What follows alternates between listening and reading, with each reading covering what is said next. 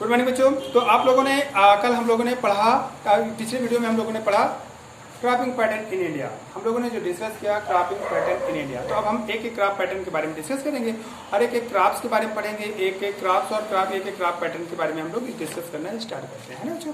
तो अब हम लोग आते हैं बेटा kharif crop. Main property, main features of the kharif crop. Main features of the kharif crop पढ़ेंगे। तो main features of kharif crop. Main feature of kharif crop. तो सबसे पहले देखते हैं कि खरीफ क्रॉप का जो टाइम पीरियड होता है वो क्या होता है। तो ये समर क्रॉपिंग सीजन होता है, इसको समर क्रॉपिंग सीजन होता है। खरीफ क्रॉप की कोई भी क्रॉप होगी उसके पौधे के डेवलपमेंट के लिए हाई टेम्परेचर की जरूरत होगी।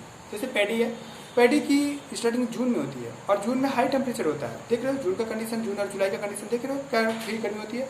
तो पैडी जो मतलब जो खरीफ क्रॉप की फसलें होती हैं उनको हाई टेम्परेचर और ज़्यादा लार्ज अमाउंट ऑफ वाटर की जरूरत होती है। पैडी जो क्रॉप होती है बेटा, इसका 1/4 पार्ट पानी से अगर हमेशा कर ढका है तो गुड क्रॉप प्रोडक्शन होना है। जबकि बेटा राइस की हुई मतलब रबी की क्रॉप होती है, उसे किसी भी क्रॉप में अगर 2-3 दिन से ज़्यादा पानी भरा रह गया तो फसल सूख जाना है, फसल खराब हो जाना है। तो सबसे पहले हम अगर मेन फीचर्स में आते हैं तो ये समर क्रॉपिंग पैटर्न है, समर क्रॉपिंग सीजन है। तो kharif crop is summer cropping season, summer cropping season या समर क्रॉपिंग सीजन होती है बेटा इसके। क्योंकि इसका जो kharif crop are mainly with एक तरीके से हम कहें कि विद जैसे ही हमारे मानसून आता है उसी के साथ स्टार्ट होता है। तो खरीफ क्रॉप की जो स्टार्टिंग की जाती है बेटा, खरीफ क्रॉप की जो स्टार्टिंग की जाती है वो कब की जाती है?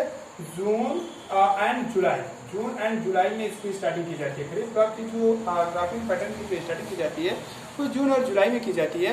और इसका जो हार्वेस्टिंग टाइम पीरियड होता है वो अक्टूबर और नवंबर होता है। कहीं कहीं सितंबर में भी होने लगता है।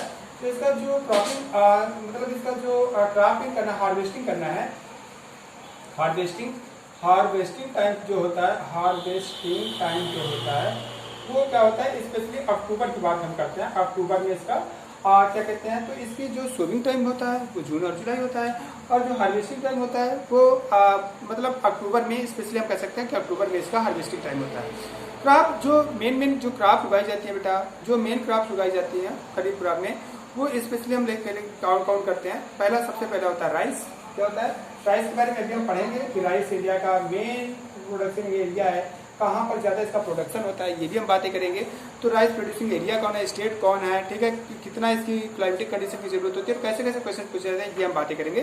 तो आपको याद करने ना, एक नंबर में क्वेश्चन यहाँ से पूछेगा कि which of this is the crop of the kharif cropping season. तो आपको याद रखना है, जैसे आपका हो गया बेटा राइस हो गया, शुगर केन हो गया। शुगर केन भी आपका क्या कहते हैं खरीफ क्रॉप का सीजन होता है। इसके बाद मेज हो गया, कॉटन हो गया, जूट हो गया, ग्राउंडनट हो गया, सीसम हो गया, सोयाबीन हो गया, पल्सेज में कुछ जैसे टर, मूंग एंड उड़द, ठीक है, ये क्या कहते हैं आपके खरीफ क्रॉप होते हैं। ज्वार एंड बाजरा भी इसी में आते हैं। तो जैसे राइस हो गया, शुगर केन हो गया, क्या हो गया? शुगर केन ग्राउंड नट होता है। स्पेशली उत्तर प्रदेश में तो नहीं होता लेकिन साउथ इंडिया में आंध्र प्रदेश में होता है। ग्राउंड नट हो गया, आपका सोयाबीन हो गया, ठीक है। इसके बाद क्या कहते हैं कुछ पल्सेज हो गई, आपका क्या कहते हैं कॉटन हो गया, कॉटन स्पेशली उत्तर प्रदेश में तो नहीं होता, गुजरात और महाराष्ट्र में। तो ये आपकी मेन क्या कहते हैं खरीफ क्रॉप की क्रॉप है। तो आपको ये याद रखना है खरीफ क्रॉप की टाइम पीरियड। और इसके बाद हर क्रॉप के बारे में अभी हम पढ़ेंगे। इसी तरीके से हमें main features of the rabi crop पढ़ना है और इसके बाद main features of the zaid crop पढ़ना है। तो रबी क्रॉप की मेन फीचर देखें तो खरीफ क्रॉप जैसे ही October, after the harvesting of kharif crop, तुरंत जैसे खरीफ क्रॉप की हार्वेस्टिंग होती है, खरीफ क्रॉप की हार्वेस्टिंग होती है कब से? अक्टूबर और नवंबर से हम किस क्रॉप की बात करने लगते हैं बेटा?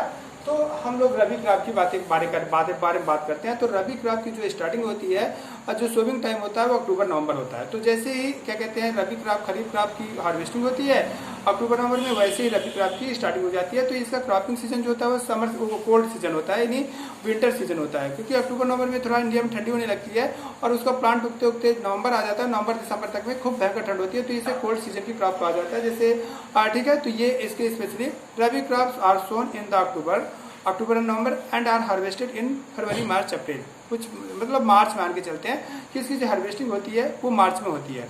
मेन क्रॉप्स इसकी जो होती है वो व्हीट होती है, पी होता है, बार्ले होता है, मस्टर्ड होता है, ठीक है, सीसम होता है, grown in rabi crops also. और इसके बाद साउथ इंडिया में और तो ये कुछ ऑयल सीड्स हो गए, तो ये क्या कहते हैं रबी की मेन क्रॉप्स होती हैं, रबी की मेन क्रॉप्स होते हैं। Combined effects of the green, हाँ ग्रीन रिवोल्यूशन का बेटा पोटैटो हो गया, पोटैटो भी is also the part of the rabi crop. तो जो मतलब ग्रीन क्रॉप्स, ग्रीन रिवोल्यूशन का जो कि 1960 के दशक में 60s के टेन्योर में जो स्टार्ट की गई थी मिस्टर MS स्वामीनाथन की लीडरशिप में, ग्रीन रिवोल्यूशन जिसका मेन पर्पज था इंडिया को फूड प्रोडक्शन में सेल्फ स्टैंड करना, तो उसका सबसे ज़्यादा इफेक्ट रबी क्रॉप में पड़ा था, खासकर व्हीट एंड पोटैटो के प्रोडक्शन में। व्हीट एंड पोटैटो के प्रोडक्शन में हम देखते हैं it was effectively affected to in India.